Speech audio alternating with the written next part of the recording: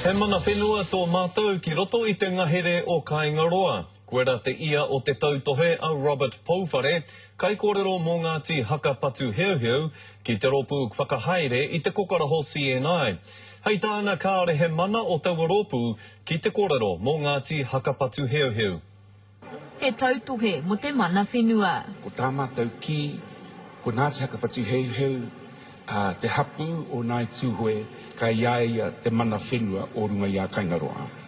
Ko te nawe a tēnei rōpū I katia rātou mai te hui a te rōpū whakahaere I te kokoraho o ngā iwi o te puku o te ika a rā CNI. E kia na rātou, ko te whanaungatanga te tahi mea nui, ko te kotahitana te tahi mea nui, ko te kōrero kanohi I te kanohi, rangatira ki te rangatira. E warunga iwi ka tau mai I raro I te maru o CNI I te rānei.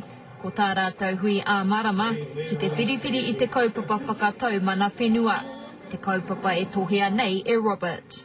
Ka heria tēnei kaupapa e mātou, ki te krauna, ki te kāwanatana, kia nai tūhoe whānui ki te iwi. Engari hei tā te hea mana o te rā mo te rōpū CNI a me te pau.